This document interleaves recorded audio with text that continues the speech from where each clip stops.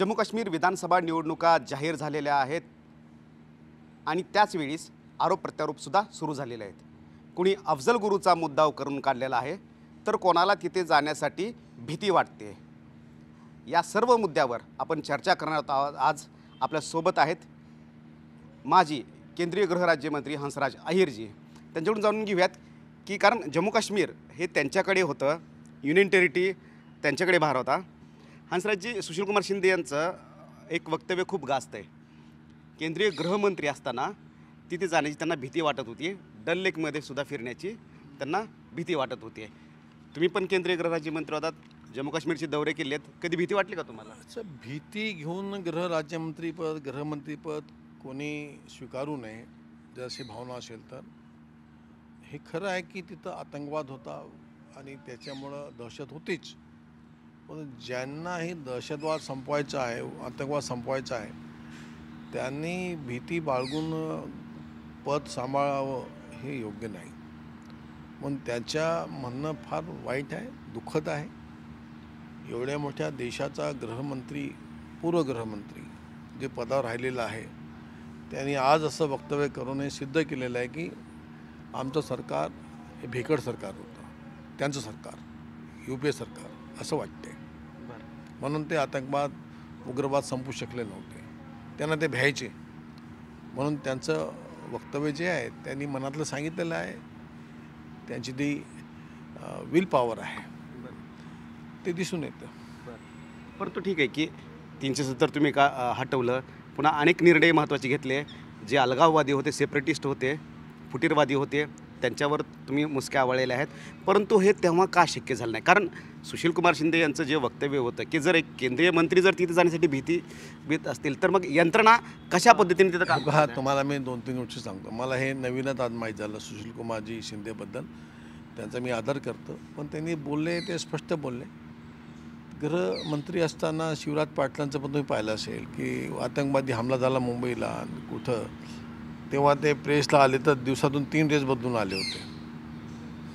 इतके ते किती गांभीर्याने ते वागतात, असं योग्य नाही। ते पण गृहमंत्री असताना त्यांनी पण चांगलं काम केलेलं नाही आहे, हे प्रेसमध्ये खूप झळकलं होतं। आणि नंतर मी एक आठवण करून देतो तुम्हाला की गृहमंत्री पद म्हणजे गृहमंत्री हा ताठर असला पाहिजे, कणखर असला पाहिजे आणि त्या विल पॉवर असलं पाहिजे। त्या डोळ्यामध्ये अश्रू नको आणि मनामध्ये भय नको। ते एकेकाळी मुफ्ती मोहम्मद सईद पण गृहमंत्री असताना त्यांच्या मुलीला किडनॅप केलं होतं आतंकवाद्यांनी काश्मीरमध्ये 1990-91। ती जेव्हा भेटली तर ते रडले मुलीला गळ्यामध्ये घेऊन। ते गृहमंत्री रडतो आहे, हे जे प्रकार आहेत ना, ह्या प्रकारातलं सुशीलकुमार शिंदेचं एक बयान जे आहे ते फार चांगलं वाटत नाही मला। महाराष्ट्राचा वीर आहे, मराठ्यांचा एक शान आहे महाराष्ट्राचा। कोणी व्यक्ती म्हटलं तर आपण मराठ्यांचं साम्राज्य कुठं कुठं दिल्लीपर्यंत पोचलेलं होतं, तिथं जन्मलेले सुशीलकुमार असे बोलतात तर आवडत नाही, बरं वाटत नाही। सक्षम नव्हते असं म्हणायचं का तुम्हाला? का जबाबदारी पेलवली नाही? त्यांनी स्वीकार केलेला, मी म्हणत नव्हतो पहिले कधी म्हणलो नाही। त्यांचा मी आदर करतो, फार चांगला सज्जनग्रस्त आहेत, व्यक्ती आहेत। असं बोलून त्याने गृहमंत्री पदाची थोडीशी गरिमा कमी केली असं माझं मत आहे। बरं, परंतु पब्लिसिटी मिळाली डल लेकमध्ये गेल्यानंतर असं पण बोलले ते। त्याला काय टीका करायची गरज नाही मला। त्यांनी जनता समजून घ्याते असं नाही बोललं पाहिजे। पब्लिसिटी करता कोणी काश्मीरला जात असतं का? तिथं आतंकवाद संपण्याकरता गृहमंत्री जातो। मी पण गेलो, प्रसिद्धी घेतली नाही मी कधी, जावं लागते तिथं। मी जेव्हा गेलो होतो तर मला खूप मोठी सुरक्षा भेटायची। मी काय पेपरामध्ये फ्लॅश करत नव्हतो, 40-40 गाड्या आमच्यासोबत राहायच्या। जेव्हा हल्ला झाला होता ही अमरनाथच्या यात्रेकरूंवर, तेव्हा 2 दिवस मी मुक्कामात थांबलो होतो, कुठंही प्रसिद्धी घेतली नाही। त्याच्याकरता थोडकी असते पद। आतंकवाद संपलाच पाहिजे, उग्रवाद संपला पाहिजे।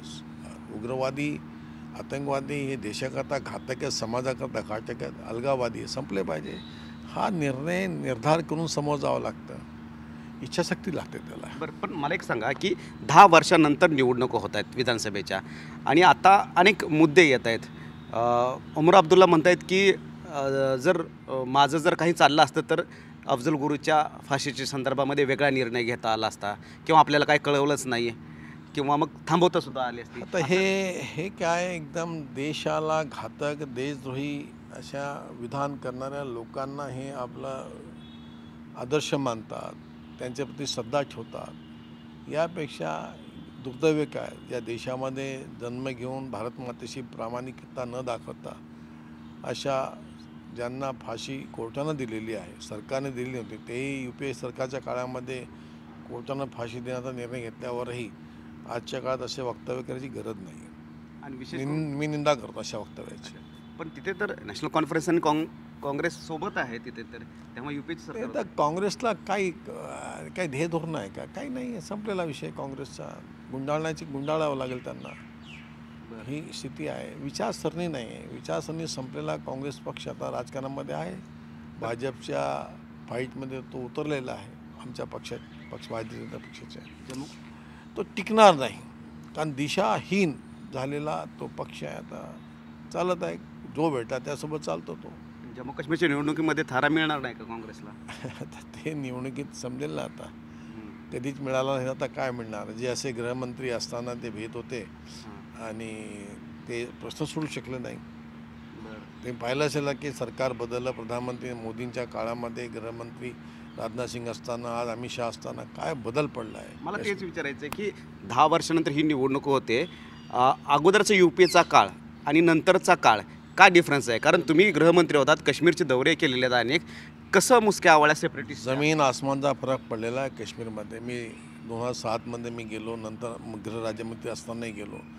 पहिले 2-3दा जाऊन आलो कमिटीवर असताना. तर मी 7मध्ये गेलो, कर्फ्यू लागलेला 7-8मध्ये. त्या कर्फ्यूमध्ये मी लाल चौकात गेलो होतो.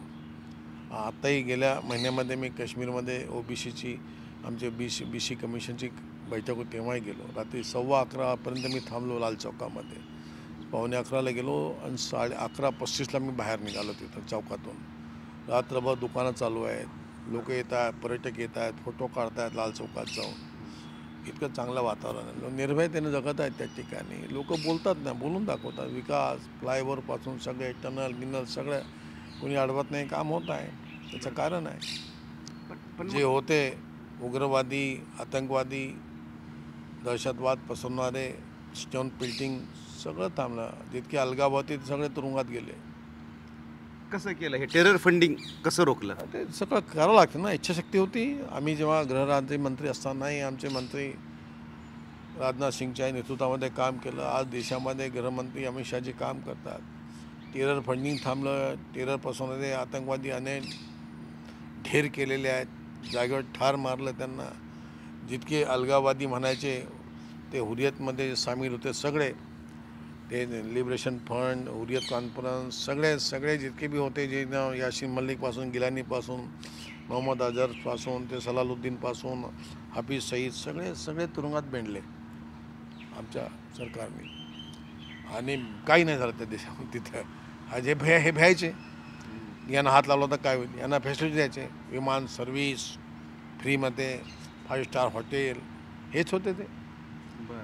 आणि आता सरकार बदललं. हे सगळे त्यांचे फंड गिन सगळं चुराळा करून टाकला आहे. सगळ्यांचे ऑफिसेस सील केले, ऑफिसने कागदात सगळं जप्त करून टाकले, बँकेतले पैसे जमा केले, सगळं सर्च केलं, सगळं तोडून टाकलं पूर्ण. अलगाववादी सगळे गायब. नेक्सस उग्रवादी गायब, काही नाहीत. आतंकवादी पण नाही, अलगाववादी पण नाही. जो होगा देखा जाएगा. इच्छाशक्ती लागते. हो, हे म्हणाले होते ना की खून की नद्या बहेंगी वगैरे सांगत होते फारूक अब्दुल्लाजी वगैरे. काय तर खून की नद्या बहेंगी. आता शांती का पूरा अमन चमन बह रहा है वहाँ पे. मी पाहून आलो ना आत्ता. तुम्ही जाऊन या ना एकदा. ही ताकद लागते, इच्छाशक्ती लागते. काश्मीर भारताचं अंग आहे.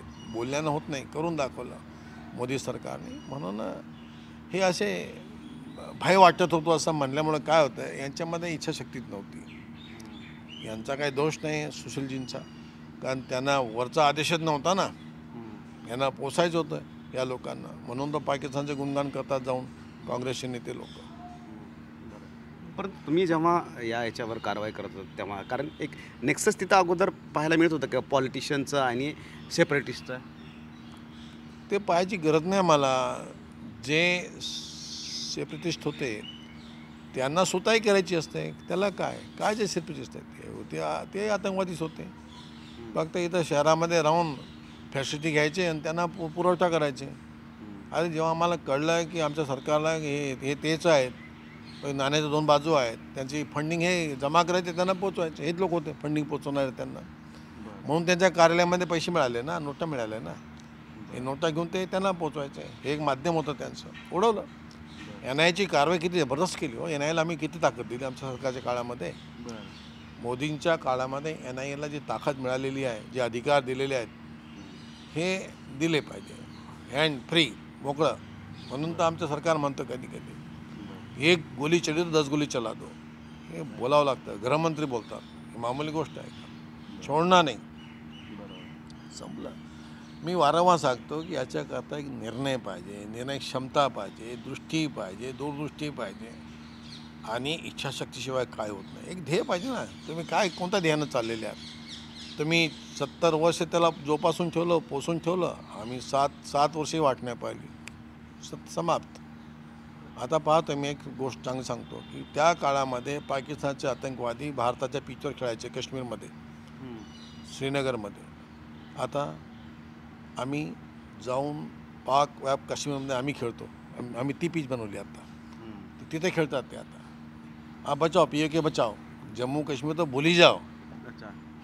ही एकदम पीच बदलून टाकली आम्ही तर. यहाँ आना ही नहीं, वहीं खेलेंगे, हम भी आते वहीं खेलने के लिए. आता आम्ही लोक तिथे खेळायला जातो, आमचे सैनिक. पण राहुल गांधी आता तिथे जात आहेत, सभा घेत आहेत, महिलांशी डायलॉग करतायत. त्यांना अधिकार आहे लोकशाहीमध्ये, घेऊ द्या ना, डायलॉग घेऊन द्या. ते काय बोलले, किती चांगलं बोलले. जेव्हा त्यांनी यात्रा काढली होती की नाही, 6 महीने पहिले, 1 वर्षापूर्वी काश्मीरमध्ये गेला तेव्हा मैं कितने वर्षों बाद यहाँ तिरंगा देख रहा है बोले. तो लोकांनी म्हटलं मोदी की वजह देख रहे आप तिरंगा. यहाँ तो पहिले तिरंगा था ही नहीं. मोदीच्या काळामध्ये तिरंगा त्यांना फडकू लागला ना. खूप चांगलं बोलले ते. स्वागत केलं आम्ही त्यांचं सगळ्यांनी, देशातील लोकांनी, की काश्मीरमध्ये तिरंगा गांधींनी पाहिला, राहुल गांधींनी, त्याला आनंद झाला, देशाला आनंद झाला. कारण तिथे तिरंगा दिसतच नव्हता ना. ही स्थिती आहे. मग जाऊ दे ना, फिरू दे ना, चांगलं आहे ना.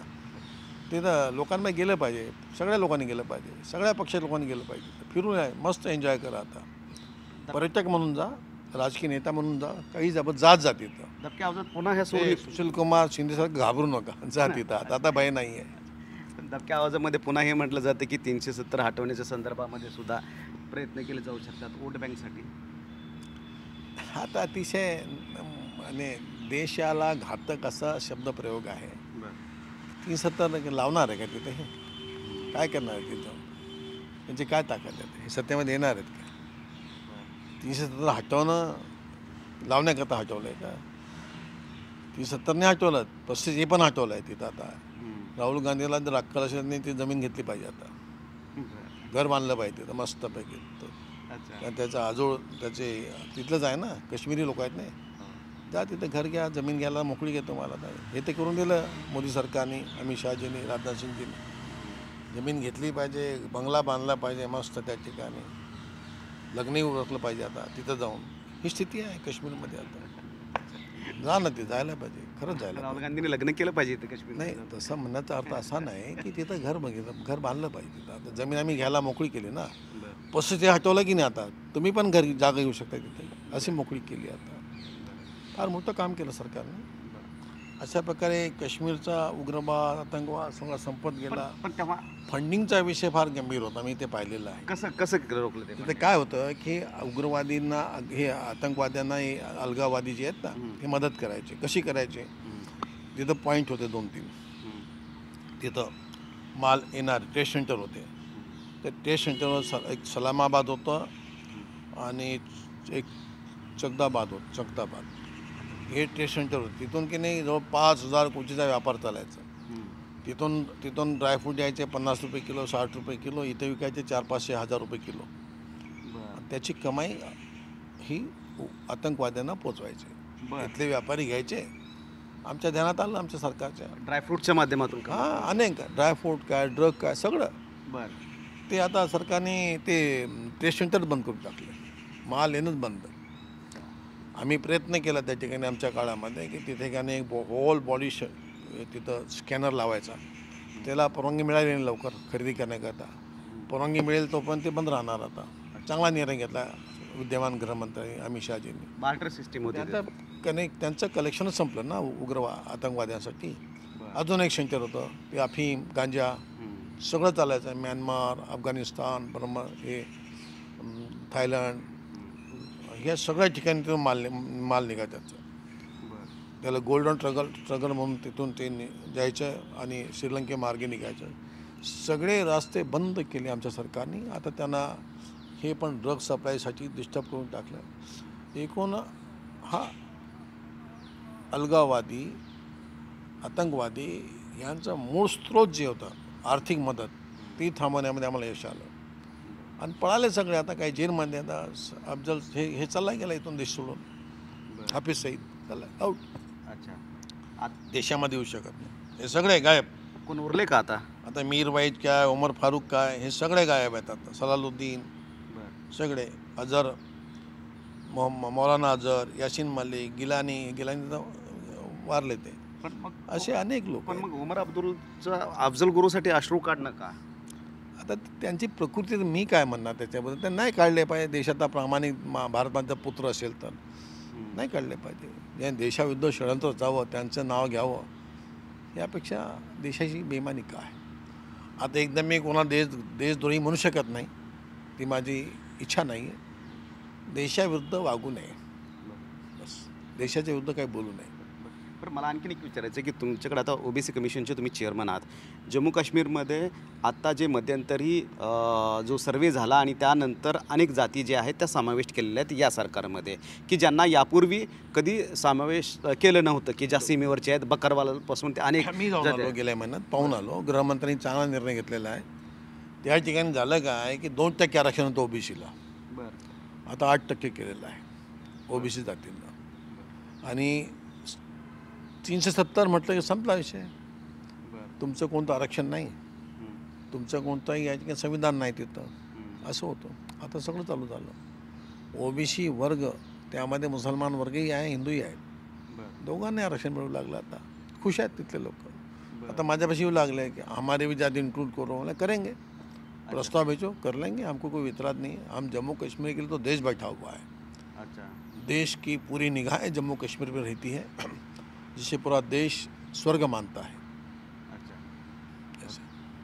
पण त्या फक्त जाती हिंदू ओबीसी आहेत का किंवा मुस्लिम ओबीसी पण आहेत? मुस्लिम ओबीसी असतात ना, महाराष्ट्रातही आहे ना. त्यांना काय हरकत काय आम्हाला. जात आहे, धर्म नाही. जे जात देतात ते, जी जात मुस्लिममध्ये ओबीसीमध्ये आहे हिंदूंची, तर तीच जात जर कोणी लिहिली, समजा कोणी लिहिलं असेल की आम्ही तो मुस्लिम लोहार आहे, आम्हाला मान्य आहे. कोणी लिहिलं आहे होली मुस्लिम वाडई आहे, आम्हाला मान्य आहे. त्याला काय.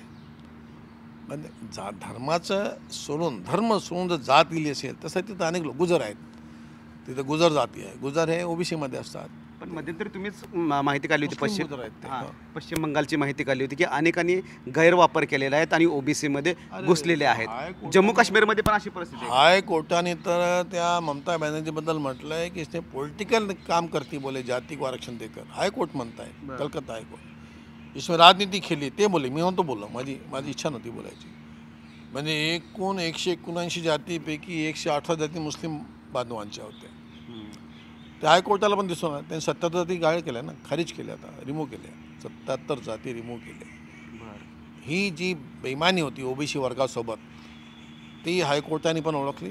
आमच्या NCBCचा जो रिसर्च होता, जे आम्ही जे अहवाल तयार केला होता, आम्ही जो आरोप लावले होते की चुकीच्या जाती इन्क्लूड केल्या आहेत, ते हायकोर्टाने मान्य केल्या आहे, कलकत्ता हायकोर्टाने. आता बाई धावत आलेली आहे सुप्रीम कोर्टामध्ये. आम्ही करतो फेस. पण तुमच्या कमिशनकडे जर काम म्हटलं तर जम्मू काश्मीरमध्ये ज्या नवीन जाती ज्या आणलेल्या आहेत किंवा काय हे केलेल्या आहेत, एक तर की त्यांच्यापर्यंत योजना पोहोचवणं शक्य आहे का, आणि दुसरं की या निवडणुकीमध्ये उपयोग होईल का त्यांचा? नाही, ते निवडणुकीचा विषय मला कशाला, आपल्याला ती चिंता नाही करायची असते. असं आहे, निवडणूक हा वेगळा विषय आहे. निवडणुकीकरता काय लाभ होतो तो विचार करून तिथल्या मुख्यमंत्री किंवा अधिकाऱ्यांनी अनेक जाती जोडल्या. हा निवडणुकीचा फायदा हे हायकोर्टाने पण म्हटलं आहे. पण तो प्रधानमंत्री मोदींच्या काळामध्ये गृहमंत्री मोदींच्या जाती त्यांना आरक्षण वाढवलं, 2%चं 8% केलं. का ती संख्या आहे ना तिथं. जम्मूमध्ये फार मोठ्यात ओबीसी राहतात आणि ओबीसी मुसलमान काश्मीरमध्ये पण श्रीनगरमध्ये आहेत. मी भेटलो त्यांना आता जाऊन. मी तुम्हाला फोटो दाखवतो. माझ्या बैठकी झाला गेल्यामध्ये हे 400 लोक आले. 400पैकी 250 लोक मुस्लिम OBC होते, अलग अलग जातीचे लोक आहे तिथं. आम्ही देऊ ना, आणि सरकार द्यायला तयार आहे. सरकारने कधी म्हटलं नाही की OBC मुस्लिमांना आरक्षण देऊ नका, पण जे खरे आहेत त्यांना द्या ना. खऱ्या OBCंचा अधिकार हिसकू नका. तसंच काश्मीरमध्ये होईल, तपासणी होईल.